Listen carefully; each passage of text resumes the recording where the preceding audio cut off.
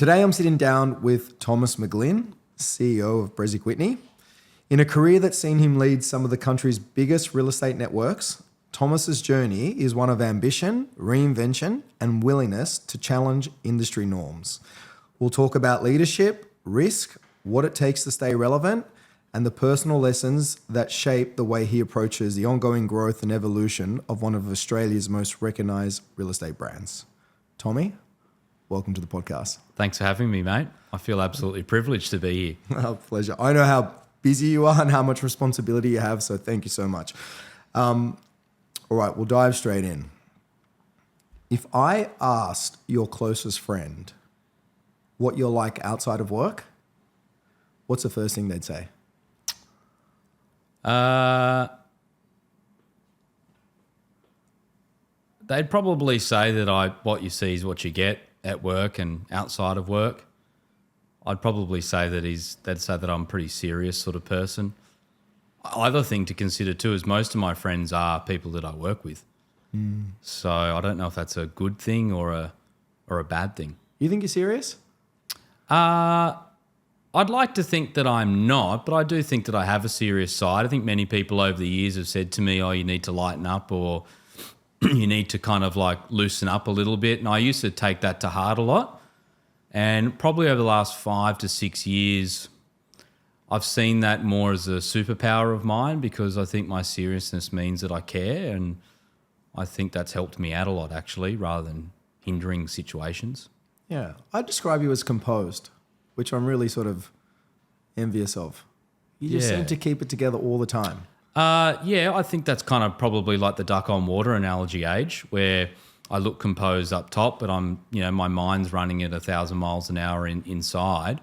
I've often thought though, like for the people that I've led over the years in leadership positions is that people want stability and they want calmness, and that's my role to try and project that, even though sometimes it's not how I feel. Yeah, that's actually fair. All right, so let's, I can't even for a second begin to imagine the responsibility on your plate. So at BW sold over 1,200 properties last year. We currently manage just under 5,000 homes. We run 6 offices and we have, I think you said 211 staff. What's the hardest part about keeping that kind of business performing at that level and with a focus on quality and values too? Well, it's not easy, but the hard parts of it actually end up becoming the things that you're most proud of. And I think when looking to lead a business, you need to try and simplify the things that are important to you to do to have an impact on everyone else. And so I think for me, I really try and make it really simple in the things that I need to focus on that are going to have a large impact on the 211 people. I can't be everything to everyone. And this has been a big part of my leadership journey, trying to move beyond being the person that wears the hat to now being in a situation where I'm trying to help a lot of others wear their hats better. And I'd say, running a business of more than 200 people is going to be stressful regardless of the people that you have working with you. But if you have a great team of people around you, it makes things a lot easier. And we've been really, I think, privileged at BW to have really good people and to have developed some very, very good leaders over the past half decade. So that makes things a lot easier. Helps. How would you describe your leadership style? I'd probably take it back to like in the really early days when I was transitioning out of being an agent, then an agent and auctioneer, then to moving into leading sales teams. And I remember doing a leadership session with a friend of mine at the time. And one of the big things that we kind of talked about was the best way to get where you want to go is to help others get where they want to go. And I think that sums up my leadership style to a T. I always think about genuinely helping others first. And, I've never really enjoyed environments where only a few people thrive. And my big mission at BW and all of the roles that I've ever had where I've had to lead people is to create an environment where there's no glass ceiling, and that if you want to achieve the things that you want to achieve, no one in the organization is going to tell you that's not possible. And the only person that's going to hold you back is yourself. And so I think that probably best sums up my leadership style. And I guess I also like rooting for the underdog too, which helps me want to give time to people that, aren't quite where they want to be. Yeah. What characteristics do you have as a leader? I'd say empathy is a big one. And I would say that I've always had the ability to imagine what someone else is feeling and then try and work with that rather than just project how I'm feeling onto someone. So I think empathy has a lot to do with that. I think genuine care factor has been another thing that has been with me for a long time. Like I'm coming up into my 20th year in real estate next year, and I think I've always just genuinely cared about people. Whether or not that's something you learn or whether or not that's something that's inherently within you, I don't know. But that's something I think that also sums up my leadership style. And the other thing I think you mentioned earlier, like being calm and considered, I've always tried to listen more than I talk. And so then when I talk and have an opinion on something, it carries weight. And, I'd like to think that the care factor piece and the empathy piece is a big part of what someone else would say. Do you know if that came naturally or if you learnt it, or you actually can't? I've thought about that a lot, and a lot of people have asked me that. I think there's part of it has come naturally, and there's other parts that I've learnt, and I've learnt through pure hard work. But there's other parts of it too. I just think that did come naturally to me. I do think there was a lot of things about myself that were instilled into me at a young age, whether it be from mainly certain family members, and I think that helps. I think positive reinforcement when people are young really helps. Yeah. Do you feel like that empathy piece is obviously crucial? So if there was a leader listening to this and they felt like they didn't have it, could they learn it? I think they can, yes. And how would they do that? I think by getting out there and actually being curious and talking to people and trying to figure out that not all people are created equal and different people struggle with different things. Sometimes you might not even understand. Yeah. Could you give a real life example? Like, is there anything that comes to mind now where you feel like, you were empathetic towards somebody and, you're quite proud of that? I think one of the best examples of this I can talk about, because it's something that is relevant in our industry and I don't think has really been faced up until recently, is clinical depression and people that are suffering, severe mental health challenges. And myself personally, I've never suffered from clinical depression in a way where it has really impacted my life and I've had to go and seek help to help overcome it. But I've certainly worked with, mentored and led people that have been in some really dark places. And just because I've never personally experienced it doesn't mean that it's not something that you should be taking extremely serious. I guess a good example of this is like sometimes just because you haven't been through something and you don't understand something doesn't mean that what the other person's going through or what they're expressing their feelings to be aren't serious for them and aren't, highly impactful to their life.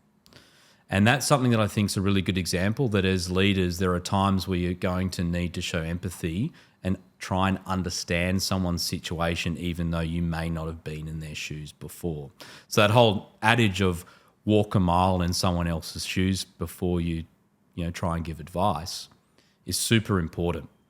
And back to your question earlier, I think that has been something that I've always felt that I've really wanted to be super curious about how someone's feeling about a situation, and I've tried to put myself in their shoes before I respond and give them advice. And I think that is a good trait of a great leader. So how do you help? So you haven't been in that situation. So how do you know what advice to give? Because I don't know what it's like. I mean, maybe I've had momentary, just fleeting moments where I didn't want to get out of bed. But I can't relate to someone not getting out of bed. Yeah. So because I can't relate, I don't know what advice I would give someone besides just probably generic stuff that's not going to be helpful. So how do you help in those situations? Well, the first thing would be saying to someone that's experiencing something that you've never experienced before, like, I just want to acknowledge that I've never experienced that before and I couldn't comprehend what you might be going through right now, but I wanted to acknowledge that I can tell that you're not feeling great.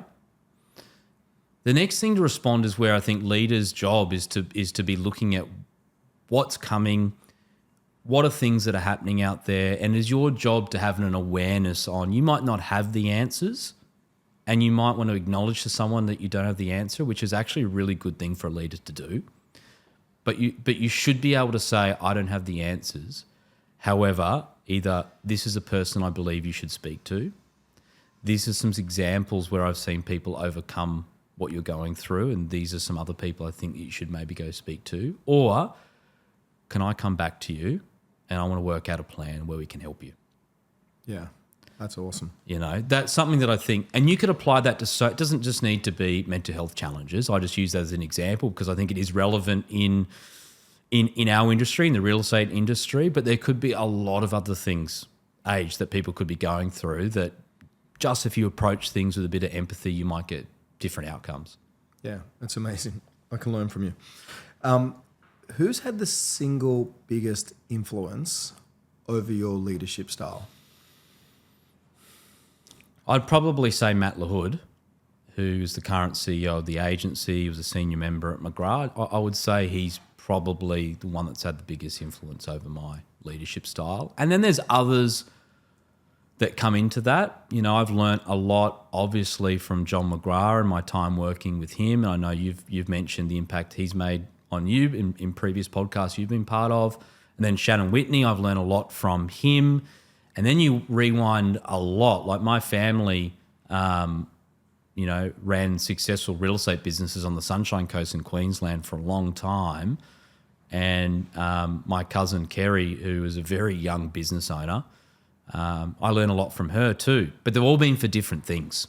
Yeah, all been for different things. Why did you instinctively respond by saying Matt first? Can you explain why? Because Matt was one of the first leaders that really, you know, pioneered the whole notion of the people that are in your business. You have to treat them like clients, right? And so you have to serve them like their clients.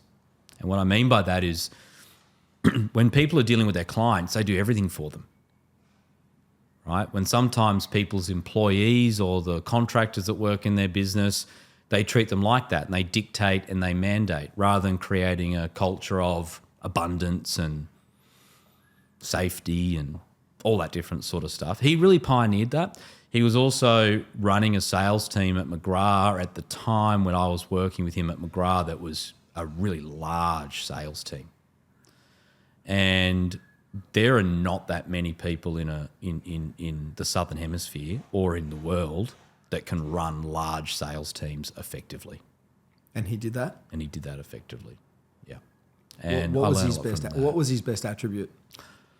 I think the best attribute was a mixture of a lot of the things that you see in me. I think we're slightly different in a lot of aspects actually, but I do believe that wanting to inherently help people and always taking someone's call to help and never thinking something's not my problem. Yeah. That was a big thing. I really think creating a pathway. I mean, for me personally, I started leading big sales teams when I was 23, 24 years old, like teams of 50. And he gave me that opportunity. And, you know, I think, you know, seeing the best in other people is also a big personality trait of him. But there's lots of other people age. I'm always learning. I've learned from, you know, sitting in your sessions or sitting in on some of the other sessions that our leaders in our business do, or going and listening to like so many podcasts and trying to pick up different things. There's a lot of people, I often say Roger Federer is my best coach. He doesn't realise he's my coach, but he has been, just from seeing how he's operated from a leadership perspective. So what do you love about him? I love all the things that you said that you think are my best leadership traits. I've picked up from just watching other people like that conduct themselves, cool, calm, collected, always trying to give people a reason for why it's possible rather than why it's impossible. All those different sort of things. I love hearing Roger talk. He gave an address recently last year around the fact that in his career he won more than 80% of all of his single matches, but he only ever won 54% of all the points he ever played, which means he lost 46% of all the points he ever played in his singles tennis career. That just shows that even the best to ever do it lose a lot. And so things like that, I love that. That's a bit of a sidetrack. It's not really leadership age, but the reason why also I mentioned, Matt. It's interesting. A lot of people, when they get asked these questions, they don't like actually even acknowledging the people that have supported them on the journey. And I'm a massive believer in acknowledging the people that have supported you on the journey, and not just saying, "Oh, I don't know how I got here. I think it's just inherently me." I love that you said that. I love that you said Matt. I think that's brilliant. Can I ask you quickly, just like 2 quick points, one on John and one on Shannon? Yeah. 2 things you admire about them. Shannon, his ability to be able to actually just tell it how it is, but in a way that is not harsh, I think is really, really powerful. His ability to deliver feedback is certainly, I don't think I've ever met anybody like him. Yeah. And he somehow tells you what you need to know, unfiltered, but in a way that you still feel like he's supporting you. I don't know. I've sort of studied him. I have a view on it. I'm not going to talk about it now, but I have a view, I think, on how he does it. But you're right. He tells you what you need to know, but in a way that doesn't feel abrupt or judgmental or confronting or demoralizing. He just has that skill set. Yeah. So I think I admire that in him. I also admire his ability to remove himself from a situation, remove his personal thoughts from a situation. I think that's what makes him such a good real estate agent, because he always comes at things with the advisor mentality. I think that's really, really powerful. And then from John's perspective, I mean, his ability to craft a vision and then get people behind that vision, and to package things up in a way where aesthetically, physically, emotionally, package it all up to be able to get people to understand something, I think is really powerful. And I learn a lot from that. Many of those things I learned from John around a powerful vision, I've really tried to bring in to the work that we've done at BW, over the last 5 or 6 years. Amazing. When you think about what shapes people, do you think people are shaped by their successes or by their failures? I think they're shaped by both. But I think that if you're constantly just to have 100% success, it means that you held back a lot, and you only chose the things to do that you 100% knew that you were going to be successful at. And I think that can then shape your opinion on not only yourself or your opinion of all situations, because then you think everything just goes one way. And it's like, I talk about this with our team. It's called the rule of thirds, and it's when Olympians are going into an Olympic cycle. And when they're leading into the Olympics, they want to feel, they call this thing, it's called the rule of thirds. And the third of the time they want to feel really, really good because it gives them confidence, and they want to be completing all their training really well, ticking off all of the right metrics. A third of the time they kind of want to feel okay, neither good nor bad. It's kind of like I'm just getting through the work. And then a third of the time they actually want to feel like they're not succeeding. They want to feel like shit, which is what we all feel like when we're failing. Why? Because it helps them understand what they need to improve. And without failure, you're not improving. Like pain instructs. So if you're only taking the moonshots, or you're only making decisions on things that you know you're 100% going to succeed in, you're actually probably limiting yourself and not realizing it, because some of the biggest successes that you will have first come from failure.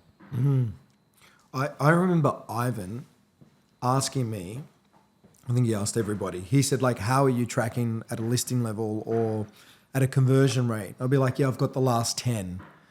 And his response would always be, well, then you're not pitching on enough if you're not losing. And I always found that really fascinating because I couldn't sort of quite grasp that. But I also, like, personally can relate to, I feel like every time I've had a growth spurt, it's come after a period of pain. And I feel like I've actually been in that space for the last few months at the moment where just not everything has gone my way.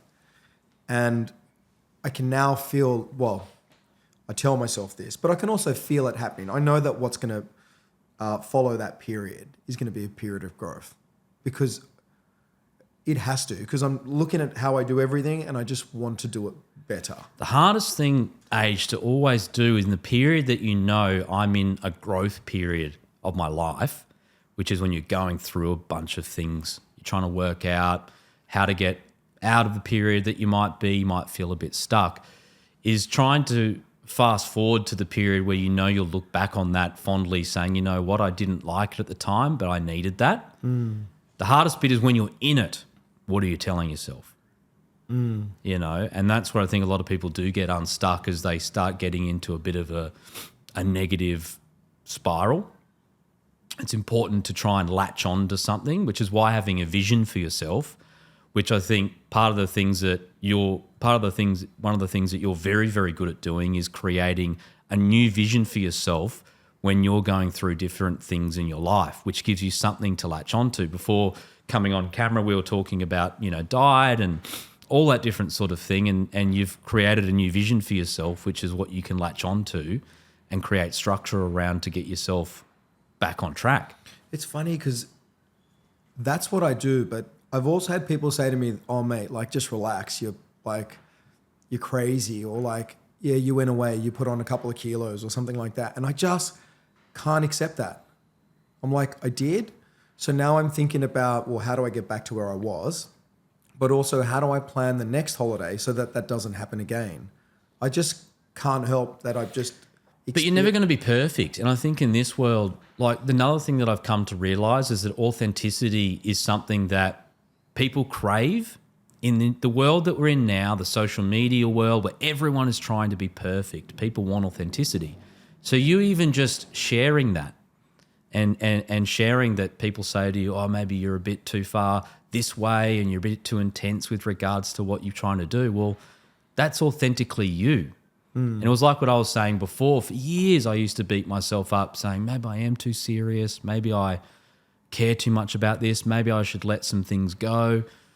And it's only been the last decade where I've started to think, no, that might be a bit of a superpower of mine rather than something that's bad. And I think that like everyone needs to kind of like zone into what is authentically them and figure out how they can find the best of that rather than lean on the worst of what that personality trait might be, you know? I hear you. On the topic of culture, I love talking about culture. So you stepped into BresicWhitney at a time when its culture and direction mattered as much as its sales results. What did you see that needed to change when you came on board? Well, I think firstly, the business got to where it was because of the culture that had been there. And I think, you know, it then got to a point where if it was going to move to the next stage of its evolution, it needed to adopt a slightly different culture. And I think it was just an evolution thing, not a change. I often like talk about the fact that generally the biggest change that can come is by tweaking things by 3 or 4%. And I don't think that we actually like completely changed a whole bunch of things, but one thing we did do, I think, was move to a culture where anything was possible for anyone. And it was what we talked about earlier.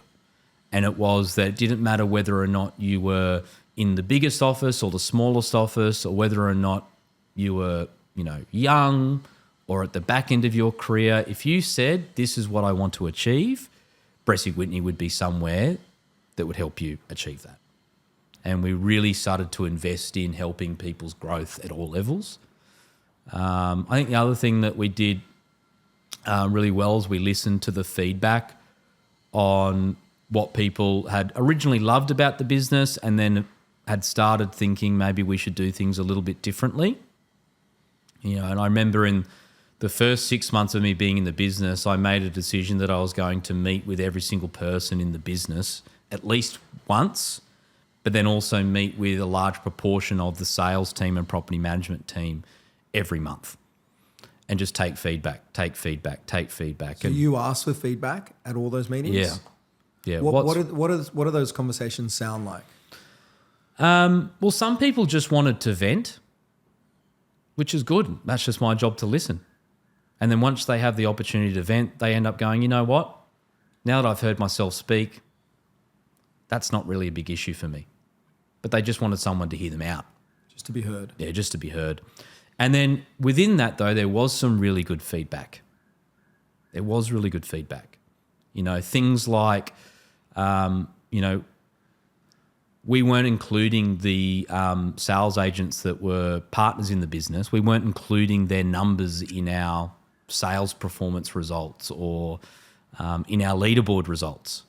When in actual fact, people wanted the opportunity to compete with and to benchmark themselves against the likes of you. And so the big culture shift of us was that we really made it possible that if you want to end up becoming an owner in the business, that is a pathway that's possible for you. If you want to be the number one agent in Sydney, that's possible for you. If you want to just be a person that has a great lifestyle and a great income at the same time, that's also possible for you. That's actually interesting because I'd forgot about that. We never shared, before you joined, sales figures with the group. Yeah. But now we do. But Well, it's yeah. done in a way that's celebrated, right? Well, we don't celebrate it in a way saying that, these people are better than these people. And we measure a bunch of different things. One thing that we brought in, which I think is really cool, is that we brought in year-on-year percentage and dollar value improvement. And then we rank that, which gives the people that aren't in the top 10 the opportunity to shine, to show, wow, look at all of the great work you have done to improve your business year on year. But the other thing to do, if someone beats a top agent on the leaderboard, that means something to them. And you can't take that opportunity away from them because it means something to them. And healthy competition is good. Toxic competition is not good. What's the difference? Toxic competition is when people are willing to do, say, and maneuver in all sorts of way just to get to the top. Healthy competition is when someone sees someone in the business succeeding and says, wow, look at what they've been able to achieve. Do you think that I could go and spend an hour with them to ask them how they did that?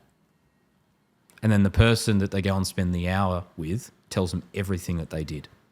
And they're an open book. That's interesting because that's Andy at the moment, Andrew Liddell.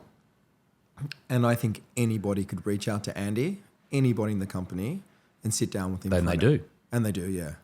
And He's amazing like that. I see people coming into the office all the time and I always see him giving his time. And they do. So that's the differential. So he's succeeding, but he's helping, would you say? So that's Absolutely.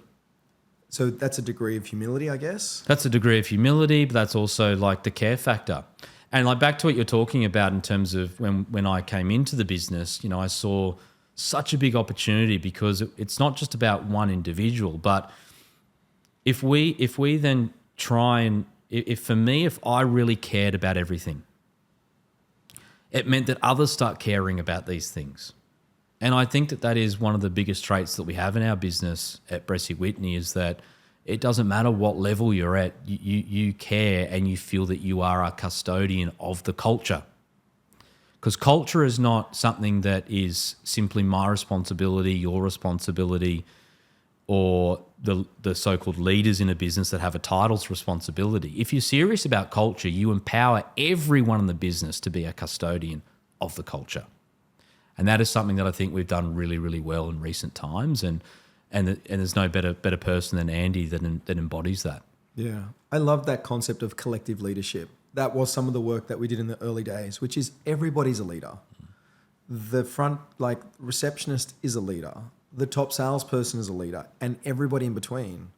And I often find that in my world, it's rare, but if somebody comes to me with an issue, I always say to them, why don't you just try and figure that out? I'm not here to, I don't want to approach this person. Why don't you try that in a respectful way? And I'll give them some guidance on how to do it. And I would say 9.5 out of 10 times, it just gets resolved in such a respectful way that builds a wonderful relationship going forward. But that's the coaching mentality, and that's the way of the future. Like the coaching mentality is the leadership of now and the future. Not dictate and mandate to someone, this is how you do it. If you can't do it, I'm going to go and do it for you. Saying to someone, okay, well, tell me, if you didn't have me, how are you going to handle this situation? Yeah. Okay, well, here's some coaching advice. Now you go and handle the situation.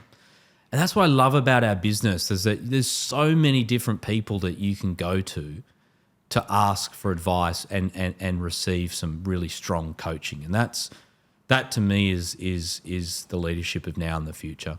Yeah. So on that, in your eyes, I know we've spoken about some of your leadership qualities, but what do you think great leadership looks like in 2025? And how has that changed in the last 10 years? The biggest thing to have a successful business is you need to firstly have a business that's diverse, in my opinion. And so to have a business that's diverse, you need to have a leader that has empathy and has the ability to be able to see it from both sides. Because one of my favorite sayings is, it doesn't matter how flat you pack a pancake, there is always two sides. Okay. Right? And, so empathy is the first thing. The second thing I think is that, having a coaching mentality is really, really important. Really important. The third thing is being firm, decisive, but fair. Yeah. That's a really important thing.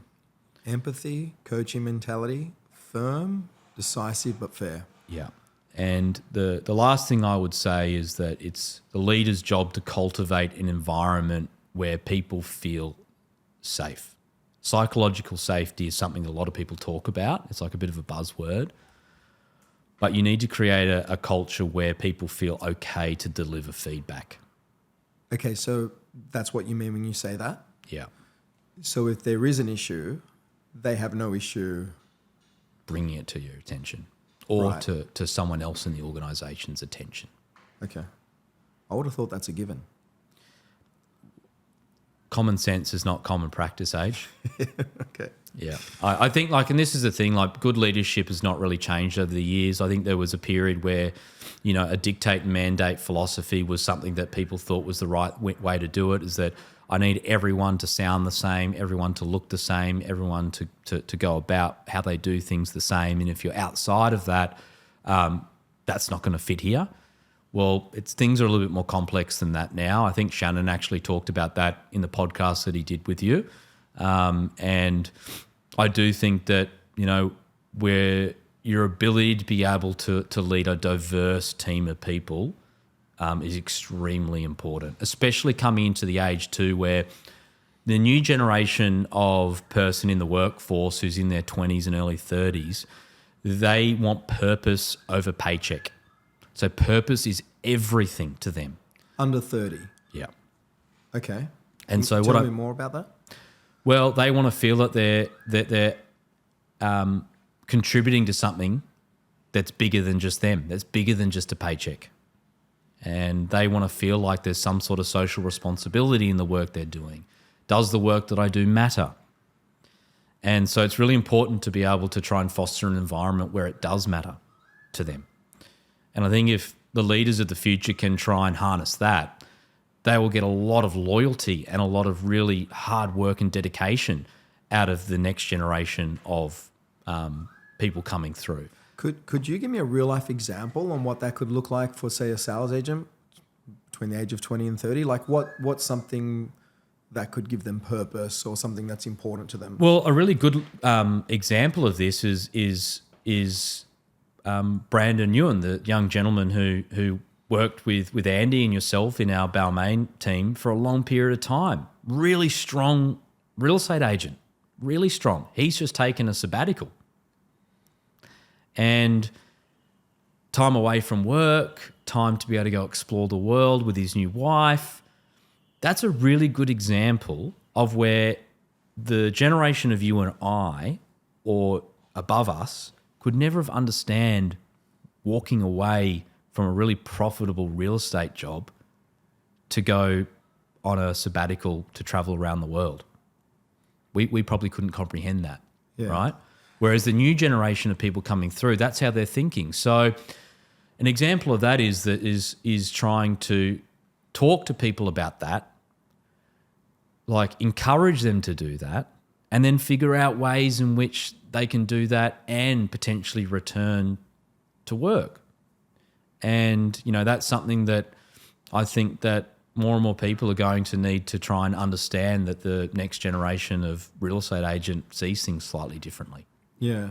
I've had a couple of examples which are positive for me. So this morning I trained down at Icebergs and I had to take the kids to school. So I've got my whole calendar's jumbled at the moment. But I don't want to, because I'm just, Chloe's away for 2 weeks. I've got the kids by myself. Obviously I have help with my nanny, but not in the morning. So I don't want to use having the kids full time, which parents have anyway, as an excuse not to train or not to, keep my protocols up.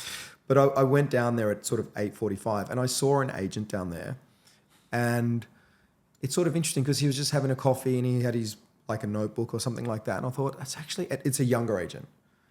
And I actually thought to myself, I felt a bit envious. I was like, that's actually pretty good, because I felt this overwhelming guilt to be at the office early.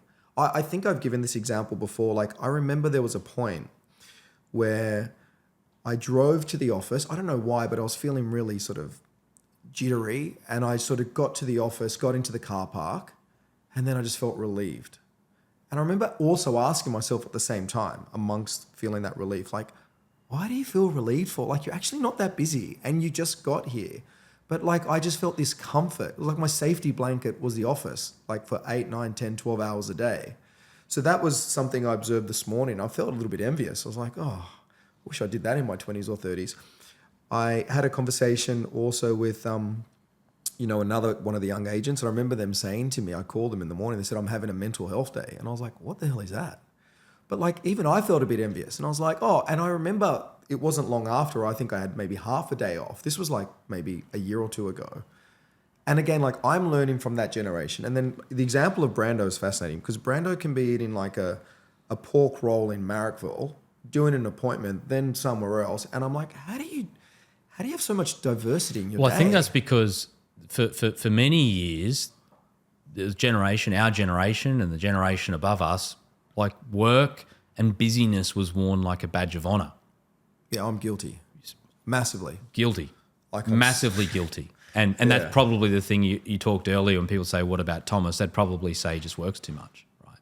Now, I really enjoy it, but I think that the new generation of people coming through have learned how to balance things probably better than us, and they're okay with that. And they've experienced things and seen things like the mental health challenges. They're more in tune with themselves emotionally as well. And I know we probably got a bit sidetracked on that, but it is important because for us as an industry and for us as business owners, we need to harness and nurture the next generation of person coming through, because that's going to be our legacy. Well, I think when you come back to the question, which is what's great leadership in 2025, my observation has been of businesses where when they initially evolve, the business or the leader tries to, him or her tries to recreate themselves. So you have like all the same sort of person, but then that stifles the business at some point, because there's only so many people like you that want to do that. And that's when you introduce diversity, and you have agents that perhaps don't have the same aspirations, but they still contribute. and it actually gives you like maybe a middle tier. Like, I don't want to sound insensitive when I say this, but it gives you... Well, it gives you a great ecosystem of different people at different levels, and the support that they all give each other is massive. And, I think that's been a big part of our growth, actually. And sometimes people that are okay earning a good living but also having a lot of balance in their life, they then wake up one day and say, you know what? I want to give this a red hot crack now. And I actually want to invest into my work life a bit more.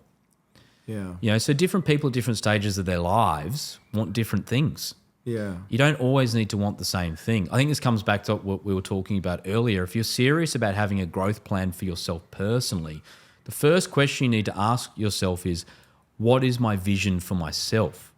So if I was to fast forward a year's time, 2 years' time, 3 years' time, what would I want to have for myself? And then you can talk to someone about that and help work out a plan. And that's one thing I think we've done really well at BresicWhitney is find out what individuals want for themselves. And if they don't know what they want, we've helped them find that out. And then we've helped deliver it. Yeah. I love that. So that's my next point. So the business isn't just led by you. There's a team of leaders, there's heads of department, and we're all shaping the business every day. How do they contribute and help you carry the load? And also, what's one of the things that they may challenge you on? So the big thing that we've tried to do over the last 5-6 years is build out a business that is almost, we want big business thinking, but small business care factor. Now, if we want big business thinking, we have to get specialist people in specialist roles and then allow everyone in the business to do what they do best. Whereas in a lot of real estate businesses, you've got people wearing a lot of different hats, like I was talking about earlier, and doing a lot of things, but not very well. And that's one thing we've done really well. We've got people like, Chantel Collin, Will Goss, Bianca Tottarello, Evie Hancock's, Darren Chan, and then there's a whole range of other people that are coming up through the ranks. Then we have amazing transactional leaders like yourself and Andy and Shannon and others.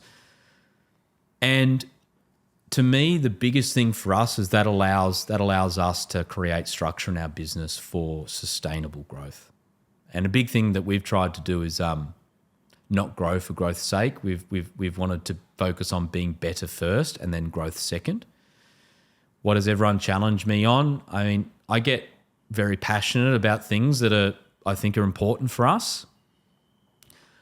And I would say that the team, what they do really well is that they help me understand things that maybe I think this isn't as serious as you think it is, and maybe you can direct your energy into this rather than this right now, which is good.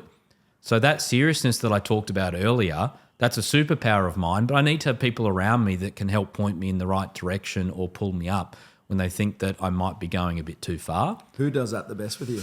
I would say Will Goss is probably the most respectful around how he delivers his advice to me, but then there's others that I've worked with for a very long time. Like I've worked with Evie Hancock's now for a decade, and she's probably a little bit more brutal with me than what the others would be. I would say that I've tried to build a team around myself and within the business that are all different too. So they all deliver feedback differently. Yeah. What's the toughest decision that you've made as the CEO that others don't know about?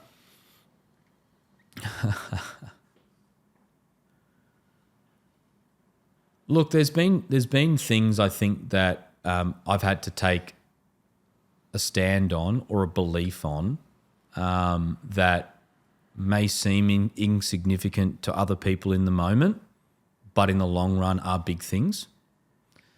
And I would probably say, like, having a vision, like we did a lot of work on what our vision was going to be and where we were going to spend our time and focus and energy and resources. And that was that we wanted to really focus in on Sydney.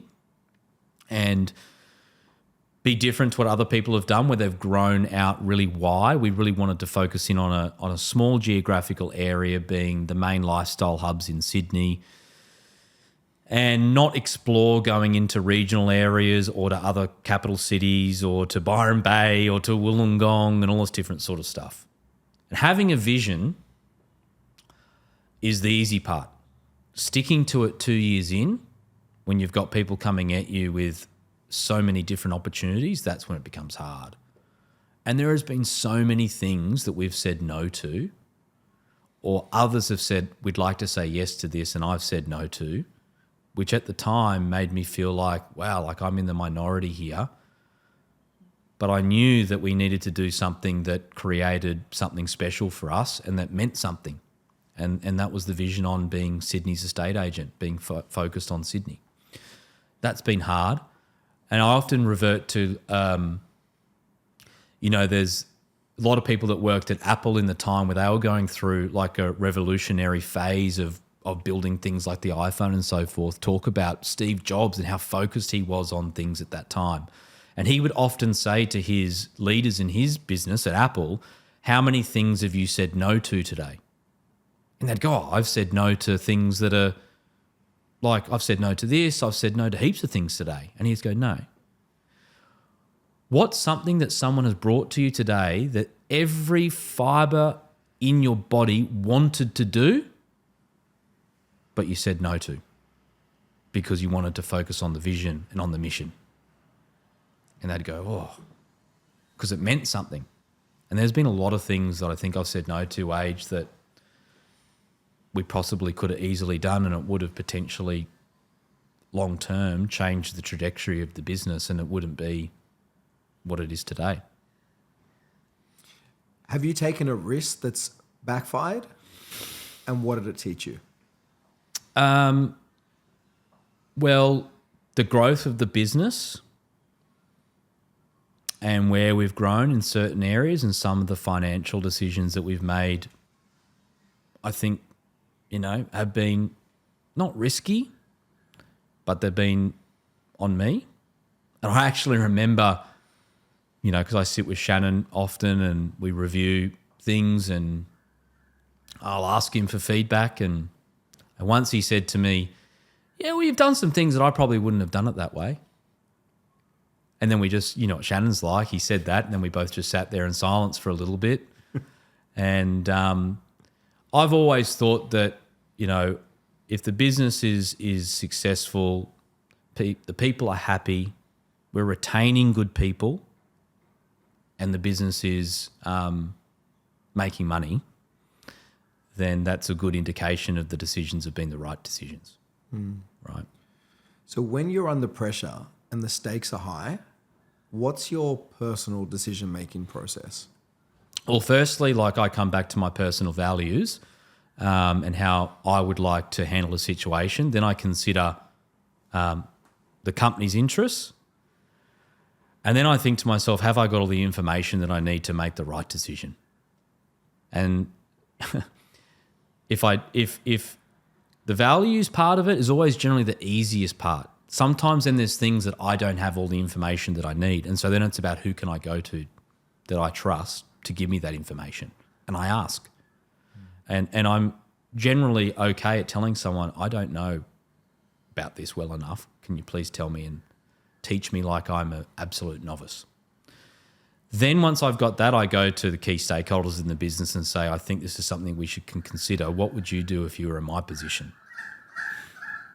And then I'll take on that advice, and then I'll try and make the right call. But remember what I said about earlier, like a good leader is firm, decisive, and fair.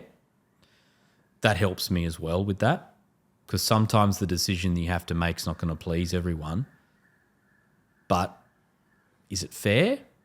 And if it is, someone might not like that decision at the time, but over time they'll go, you know what, that was the fair thing to do. Can we talk about fatherhood for a second? Yeah. So we'll go a little bit more personal. So let's talk about Louis. So Louis arrived 8 weeks prematurely and spent some time in NICU. NICU is, what's it stand for again? Well, it's basically the intensive care unit for neonatal. Neonatal. Yeah. Yeah, that's right. What was it like walking out of the hospital each night without him? And what did that period strip away or expose in you as a person? It's hard looking back on it because, at the time, Angie and I didn't know any different, and we had a really up and down pregnancy with regards to Louis. So at the 14-week mark, we found out that he had some heart challenges. He has, I won't go deep into it because it's hard to explain, but he has a double aortic arch with a vascular ring that goes around his trachea.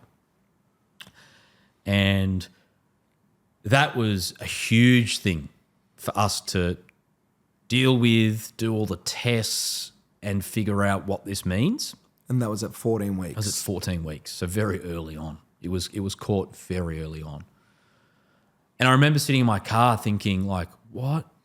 And this is what a lot of people like that have gone through tough times, they think, I never thought it would happen to me until I'm sitting in my car alone thinking, wow, like, how am I going to handle this? And then because we'd gone through all these challenges, Angie and I decided that we were going to go on a really nice baby moon, and that would be, our last hurrah before parenthood and so forth. And it was amazing. But during that trip, Angie started swelling up in her legs. Basically, all of her body started swelling up. And we knew something was wrong. So when we got back, we went straight into the doctor, and our obstetrician said, you've got early onset preeclampsia. You need to go home, pack your things, and go straight to the hospital.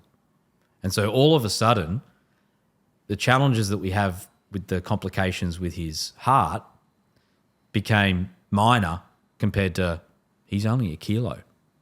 What? So we're going to give birth and he's only a kilo? What does this mean? And it was a very interesting period. Long story short, when he finally came, it's a really funny story though, Age. I actually, because Angie was in the hospital for 2 weeks before he was delivered, and she was getting tested each day, and basically each day for 2 weeks we were booked in for an emergency C-section. So is that when she's just in hospital and she's just to lay flat, not really move? Yep. And getting tested, her blood sugar levels, her all those things that generally you'll get tested later in a pregnancy. She's getting tested daily. Yeah. And if they're spiking bad, they would go, we're going to get you in to get a C-section. And then if you start responding well to some of the drugs they're giving you, then they cancel it. So for every day for 2 weeks, I was going to the hospital thinking that Louis, we didn't know he was going to be called Louis at the time, but Louis was going to be born that day.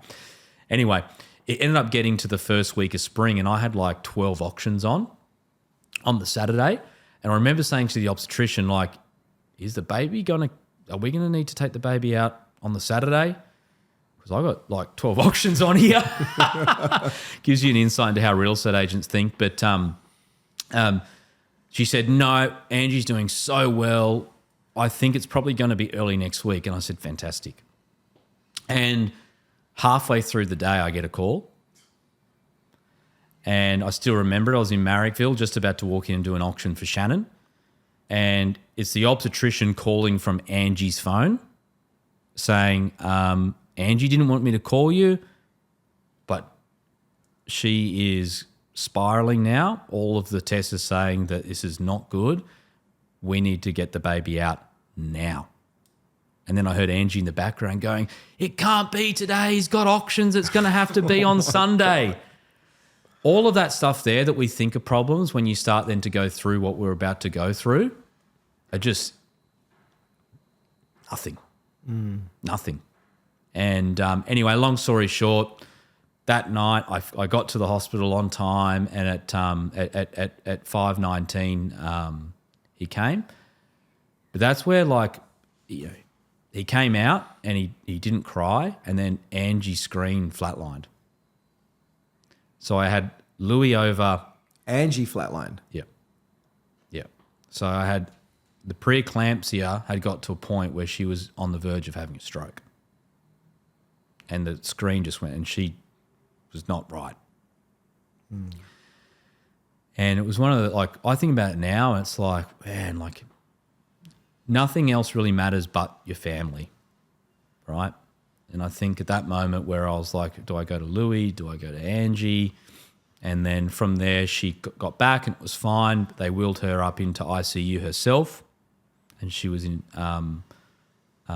there for 48 hours post giving birth. She didn't get to see Louis for 48 hours post giving birth. And then Louis was in stage 3 in NICU in the big chamber. And there was a lot of things that happened through that period age where, you know, I think the next hardest thing that we found was once Angie, it took her 2 weeks to recover. So she was in hospital for 2 weeks, which was okay at the time because we were all in the hospital. I slept there. I slept in the room with her. But then when she recovered and we had to leave Louis in the hospital, it was tough. It was tough. A couple of things in that period to reflect on, I think, for anyone that's going through a tough time is that it will pass. It will pass. And it's really important to have a good network of people around you. I was really fortunate that like we had built a really great team of people at BresicWhitney. And so it didn't matter whether or not I was present or not, because the business at that point wasn't solely reliant on me, which is what you were talking about earlier. So heaps of people were able to step up. And looking back on that now, you know, I think that probably it did allow me to go through a period similar, I think, what you went through with your cancer diagnosis, where you learnt not to sweat the small stuff. And you got to bring yourself back from that at times, because sometimes we get caught up in it. But I try not and let myself get caught up in things as much anymore, you know, because it was touch and go there for a bit. My cancer diagnosis is nothing compared to what you just described. A walk in the park. Like a walk in the park. I can't even process what you just said or how you went through that as a father. There was a period of time too where I remember the first 5 days he was in NICU, and Angie was obviously having to continue to rest and recuperate, and I'd just spend all my time down there with him, and you know, I couldn't touch him or anything because he was in the chamber. But the doctors came over and said, "Look, we're really worried something's happening here. We think that his organs might be all in the wrong place." And I looked at them and said, "What?" They said, when's your wife going to be down here so we can talk to both of you about it?" And I said, "How sure are you about this?" And they said, "We're not that sure." And I said, "You're going to find out first, then we're going to have the discussion as a family." And there was a lot of stuff like that happened, which, you know, in retrospect, I think at times you just do what you've got to be able to do. But it has taught me about, again, more lessons on empathy and trying to understand how someone else is feeling before you deliver bad news. That's hard to process. Yeah. I'm so sorry. So when you go through something that intense, did it permanently shift your priorities? Because I know sometimes it can just momentarily shift your priorities, but did it permanently shift your priorities and how you approach, you know, I don't know, like topics like adversity, but also ambition. Like I want to throw everything it did. in there. And I the one thing that I've found difficult to manage post going through all of that. Now Louis, he's 2 years old. He's nearly 3, and he is one of the most energetic kids. He's been through a bunch of things. He's had a couple of surgeries and all that different sort of stuff in the meantime. But he's a crazy little kid. He's an amazing kid, but if he wasn't so cute, he wouldn't be able to get away with all the stuff he does. But I love being a dad. I love being a good partner, and I love being a great leader to the business. But managing all three of those things and being a 10 out of 10 at all of those all at once, I found challenging. And so at times I do need to bring myself back from getting too fixated on things that I'm not doing well, and always bringing it back to, I'm always in control of bringing myself out of the fixation that I've currently got around things aren't going well, or I'm not doing well here, or whatever it might just be. And I think what it did do, though, Age, is that it really strengthened the values that Angie and I had together, and what we were willing to tolerate and not tolerate with regards to things that we let affect our relationship and our family. And we're very, very protective now of our family unit, and that is something that I think did shape us and has changed has changed the way that I approach things. I was going to ask you, my third question was, how did you and Angie keep each other sort of standing during that period? But obviously Angie had her own challenges. So before I ask you that, as a man, I want to ask you, how did you navigate that as a man? How did you keep yourself? I can't process, because I think and I relate it to my own children. How did you do that as a man? Man, I can't even comprehend what Angie went through in all of that. And she, just kept taking it, kept showing up. And I think that sort of comes back to what we talked about at the start of this, is regards to, like, I can never, ever, ever understand what she went through, both physically and mentally. But what I can do is I can acknowledge that I don't know how that must have been for you, but how can I help? And I think like there was times when we were in NICU, for example, where like there was nothing that I could do. But it was very emotional. Who helped you? We had some really good nurses and some really good professionals. We had an amazing obstetrician who really cared. But what about personal? Did you have friends? We had lots of good friends, family, all that different sort of stuff. The amount of people that reached out once they'd heard that had said that they'd gone through similar things was also great. But we had each other as well. And what I was about to say there was that even when you cannot help someone verbally or physically, just being present and saying, don't worry, I'm here and I'm standing next to you, that's enough. Like, you don't need to fix everyone's problems. You gave each other strength, you and Angie? Yeah. I'm going to give her a shout out in a second, but if you're a friend to somebody that's going through this now, what advice would you give them? What is the best way to support? I would try and shift. It's like any form of trauma or any big thing that people are going, try and shift away from asking exactly what someone needs and just think about what they could need and then just do it. There were some people, Bianca, who's our head of sales, who's just such a great person. She just inherently knew that we wouldn't have any food. So one day she just literally said, like, what time will you be back at your apartment? And I said this, thinking she might need a call. And she just rocked up with 3 or 4 plates of homemade Italian cooking for us. And we didn't know we needed it, but she knew we were going to need it. And that was amazing. Or literally just saying to someone, look, you might not need me now. You might not want to talk about it now. But just so you know, when you are ready, please call. I think that's a big thing, because not everyone always needs advice. Not everyone always needs sympathy. But they need to know that there's someone there for them. And then if you multiply that by, like, you've had 10 people do that, then you start to feel like, you know what, I've got a good support network around me. So I think that's advice that I would give. Sometimes, it was really great, like when someone would say to me, and I'd go into it, and I'd go, look, don't worry, it's okay. I know exactly what you're going through right now. We went through it, and I get it. And it would just be like a transference of feeling more than anything with someone. So that's the advice that I'd give Adrian. And you could apply that. You could apply that to anything. What did you learn about Angie?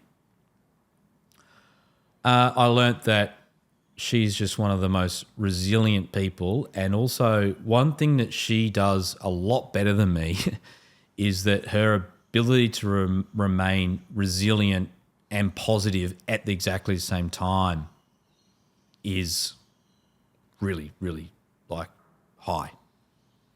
I tend to go and be really resilient, but it's more stoic resilience. What I mean by that is the Stoics are, calm and a bit intense, whereas she's just vibrant at the same time, which makes her just one of the best mums. And I think we all say that about our kids' mums and so forth, that they're the best mum. But she really is just the best mum. And I would say through that period of time, she's become my rock. She is a very consistent, loyal, but also just positive influence on my life. She's a beautiful mum. I see it on Instagram. Yeah. She's such a good mum. Yeah. Yeah. I comment all the time. I'm like, yeah. Yeah. It's just, I see the three of you and you guys are such a beautiful family. Yeah. So Louis at the moment, Yep. what's an update on him? Well, he still has his heart condition. Luckily, we didn't need to do surgery on that like we thought we were going to do. He had to do a couple of other surgeries. But, I mean, if anyone's seen on Instagram, you can go on. He's a really cute kid. He got his good looks from his mum. He definitely didn't get them from me. And he's a very, very cute kid. But he is very, very naughty and he is very, very energetic. And so he tests boundaries a lot. But we're so thrilled, because of what we went through and the health challenges that brought on and the impact that could have if we had a second child. It's, when we're going to be a family of three.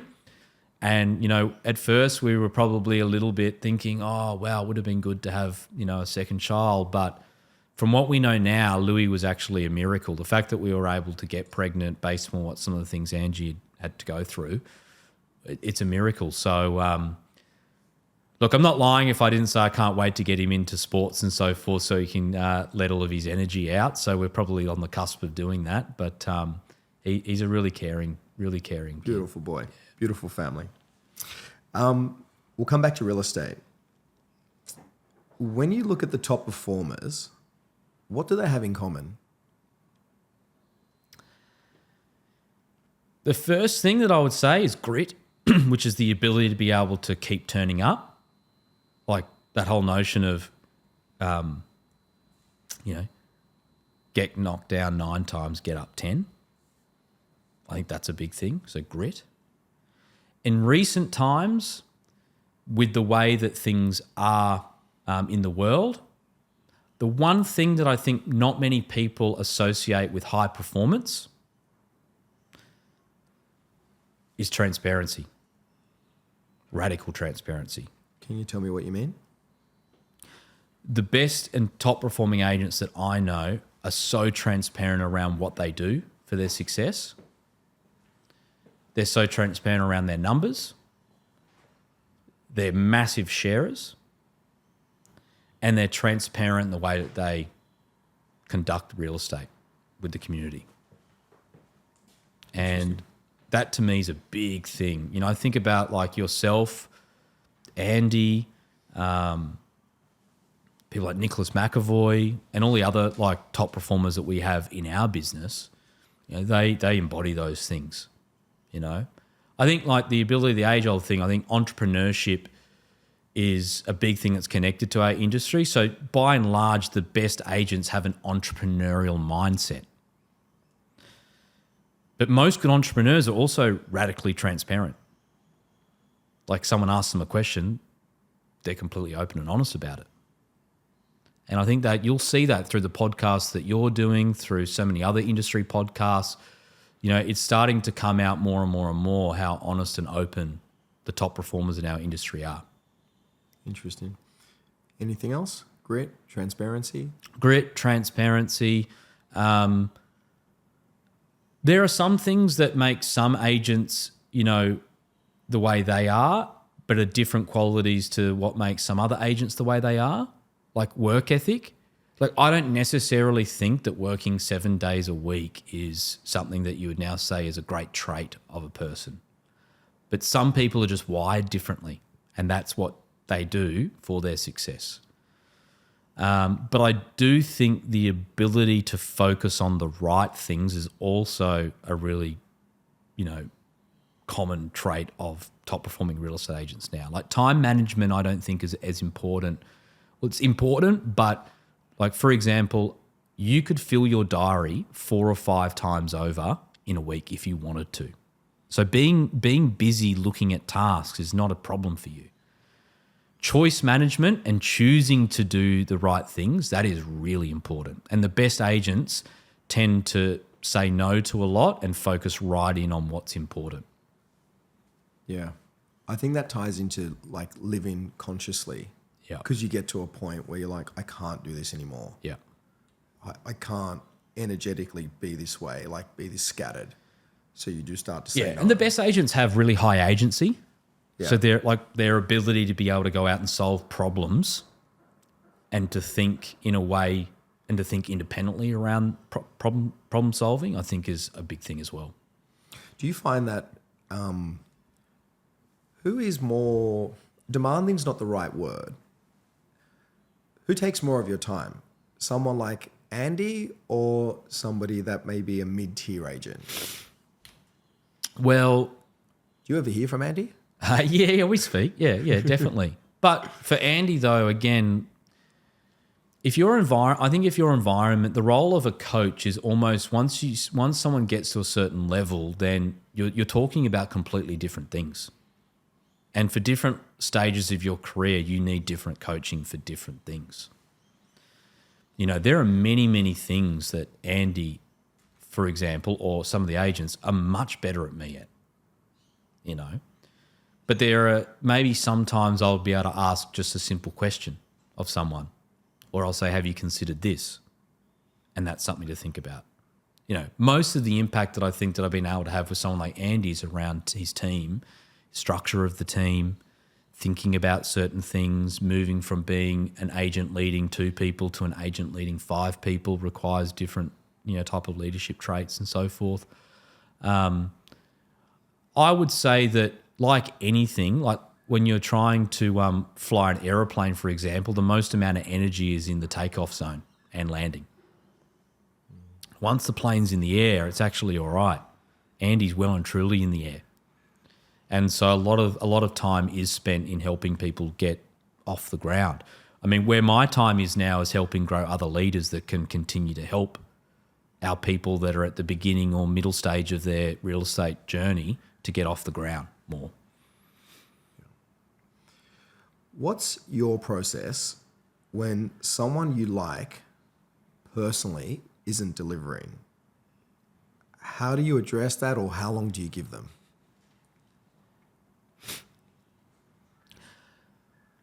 Look, I think to be unclear is to be unkind. And, I'd like to think that if I was drastically off track, someone would have a conversation with me, not an aggressive or harsh conversation, just a real one, like saying, I care about you. I think you need to reconsider some of these approaches that you're currently taking, or, I'm a bit worried about the success of the business, what's happening here. I'd like to think that you would ring me up, which you do at times, and say, hey, man, I'm not sure if this actually is a big thing, but it's something that I've noticed. Like, can we have a chat about that? I'd like to think that I've always been like an even keel, like comes back to that firm but fair scenario with someone, that I'm not the person that you meet for the first time and I give you 3 or 4 sugar hits where you feel absolutely energized. I'm the person that over a long period of time you feel you've got a sense of connection with, and you feel that I'm a stable influence. And so generally over a long period of time, I'd like to think that someone would actually welcome that. So if someone that I really like, I would literally just say, because like a lot of the time, good people already know. They don't need me to make it worse or to shine an even bigger torch into some of the dark places that they've already thought about 10 times over in their head. I would say to them, how are you feeling about this? And then I'd just shut up. And I'd say 9 times out of 10, mate, people will go, you know what? I'm not actually feeling good about this. And that's when I'd say, can you just run me through where your head's at about that at the moment? And so it's like the whole thing around when you sit with someone, I will say to someone, how's life? And then I'll just shut up. And I'll know pretty quickly whether or not life is good or not. Because if they take a long time to pause about it, I'll go, I'm sensing that there's some things that we probably should talk about. Or they might respond and go, you know what? Really good. I'm so happy about where everything is at. And I'll be able to say, that's awesome. Can you tell me, like, how'd you do it? And again, this is like me just downloading and learning more. Like the biggest lessons that I get, Age, are when I meet with people like yourself and you're telling me about all the great things that you're doing and how you've been able to get yourself from a a stuck position to an unstuck position. And, that's how I like to be able to try and talk to people that I personally care about. What would it take for somebody to upset you? Has anyone upset you? Yes, and I'm a little bit old school in this way because I feel that respect is a massive thing for me, and people not having the awareness or social awareness about someone else makes me a little bit upset, and not giving people an opportunity. So it's not directed to you. What would upset you? Is that what you're saying? Sorry, did I hear that correctly? Yeah, it is. It's respect. I think like if someone did something that is completely, at odds with what I discussed with someone, and it meant that they went completely against something that we'd already agreed on, I find that that's not a great thing to do. So a lot of my personal values are built on loyalty, respect, doing the right thing, even if it means it takes you longer, all those different sort of things. So if someone does something that's against those personal values, I do get upset about it. But it probably takes a lot for me to really get, really agitated. I don't think I've ever seen you upset. Yeah, I think a few of the guys would probably say in private I've probably had a couple of events here and there. They would say that. But maybe. Yeah. Maybe. Yeah. So what is the toughest conversation you've ever had to have in business? And what did you take from that? Oh man, the list is so long. Like running sales teams, big sales teams of real estate agents. So I'm talking like more than 50 real estate agents. Has got to be one of the toughest leadership jobs across all industries. There has been so many things that I've had to experience, which some things I don't even know if I could go through again. And look, the toughest thing, there's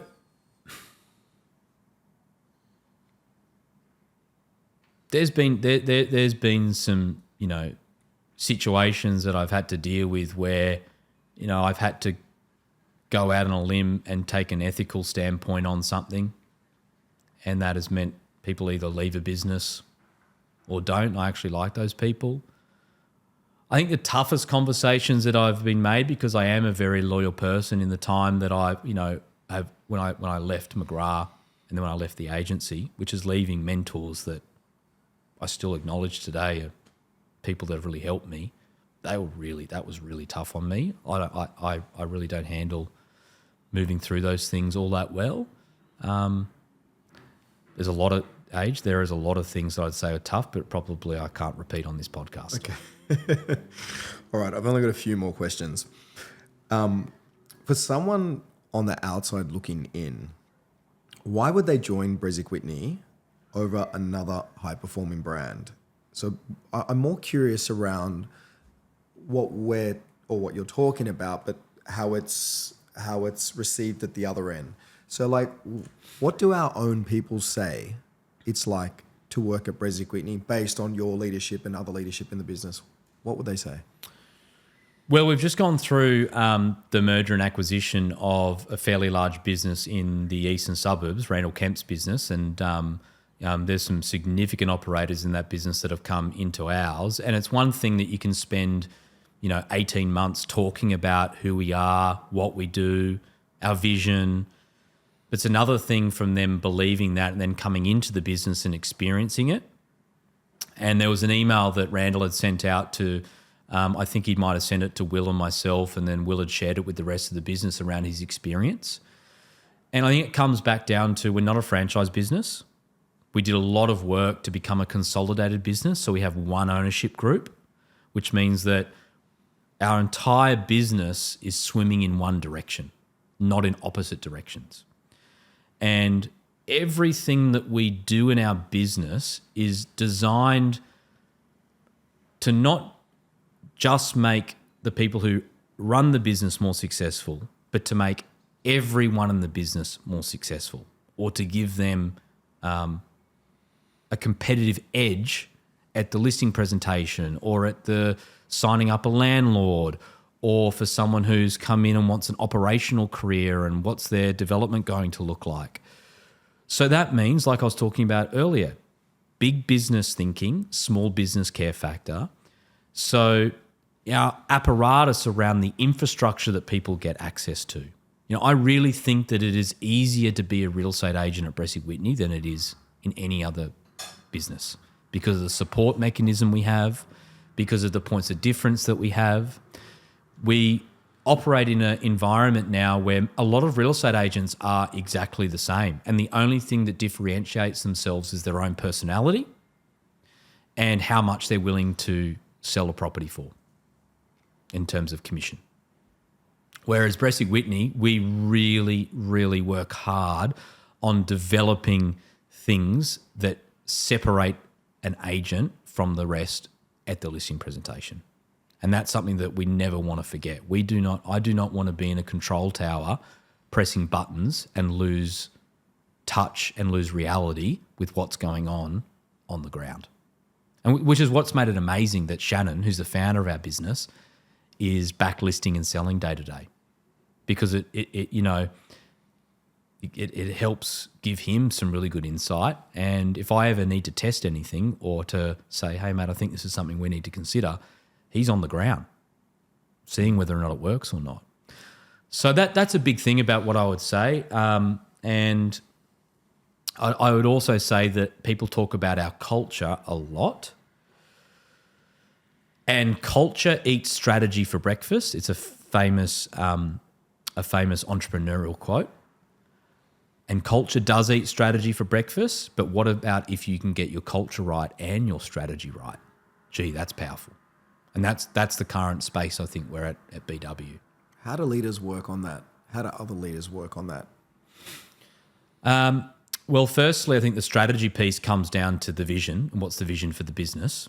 And do you have something that is big enough to keep people interested? And do you have something that also is then, you're able to then quantify it to people in the business? Like for us, it's to be Sydney's leading property group. We want to lead in all aspects of what we do, with people at the heart of it.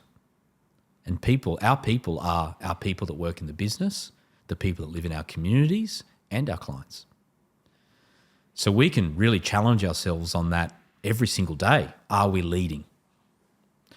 The culture piece is interesting. You have to have advocates everywhere in the business, and you have to have tribal elders that also want to impart that culture.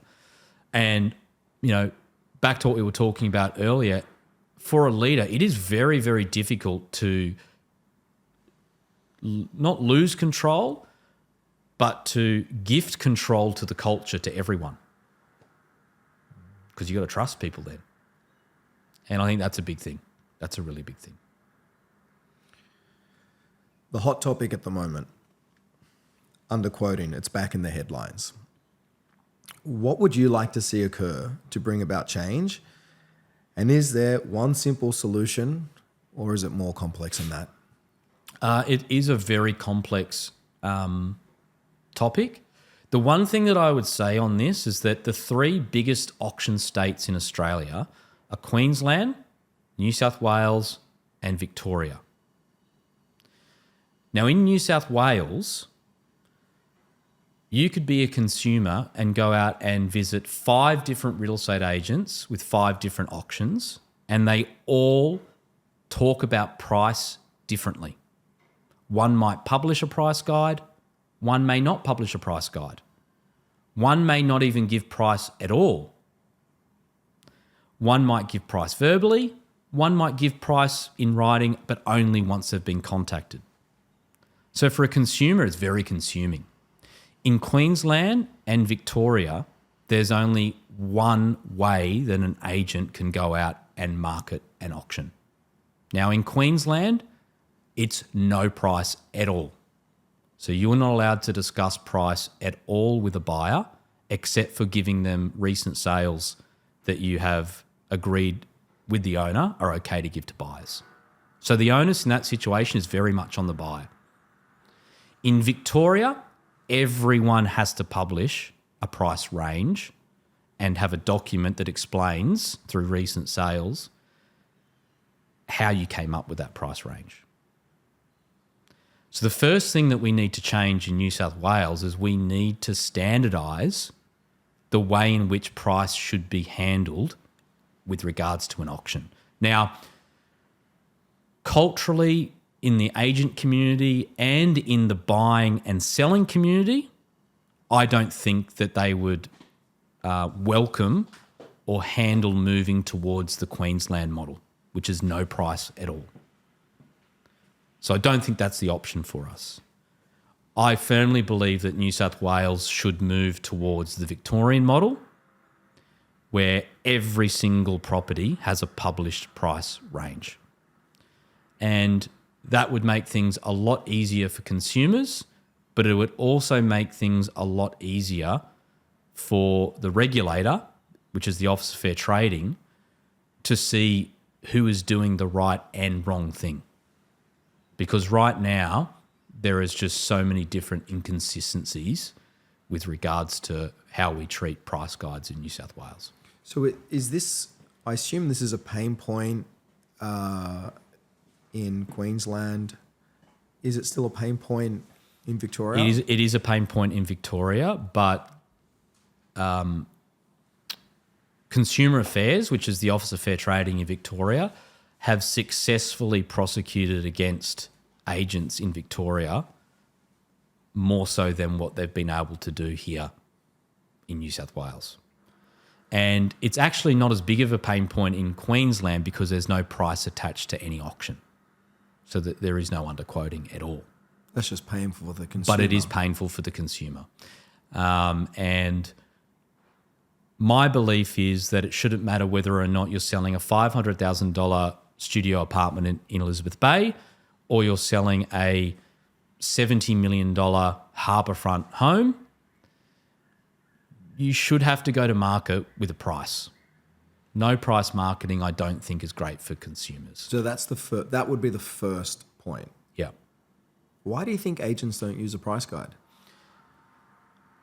I think for many, many different reasons. I think that many agents think that if they're not getting direct inquiries, then they're not going to know who all the buyers are. And we have an obsession in our industry around volume, where we think that having 50 groups through a first open for inspection is successful. I don't know. It's very difficult to service 50 groups through an open for inspection effectively. So I think that people really want the inquiry, and that's why they don't put the price guide on, because you do get less email inquiry because you're already making everything available. But what you do is you do get the quality and qualified people ringing you. The second thing is I just think different people have different strategies. Some people think that no price is a better strategy than price. And I think in the absence of leadership will prevail. So think about that. In the absence of leadership will prevail. So if the industry doesn't do anything about this, someone will. If the industry don't do anything about it and the regulator doesn't do anything about it, well, the consumer will start to act. And right now what they're telling us is that, there's some things that need to be improved upon. And I think that the first step is making it clear on how an agent should treat price on an auction property. How do you champion that? Or how do you pass that advice on to the right people? Well, I'm also the president of the Real Estate Institute of New South Wales, and we do a lot of work around this, and we advise, and you can give opinions on things. I think it's complex because so many different people have so many different opinions on it, from sellers to buyers to real estate agents to buyers agents. There are so many different stakeholders involved in this. And that's why I say the first step for us in New South Wales, I'm not saying that it's the fix, because I think there's probably some more things that they could do, but the first step would be for us to move towards the Victorian model first. Then from there, they could reassess the situation and have a much clearer picture, because if everyone has to publish a price guide, it's a lot more clearer on who is doing the wrong thing and not. Right now, some people publish a price guide and some people don't, which means there's some behaviour that's happening in the shadows that no one can visibly see that is not great. Is it also fair to say that those that publish a guide, who are potentially trying to do the right thing to make the consumer's experience better, because we know that via realestateanddomain.com, one of the biggest pain points is no guide. Is it fair to say that if you publish a guide, you become like you're more of a target, not a target, you get what I'm trying to say, than someone who doesn't publish a guide? Well, yes and no.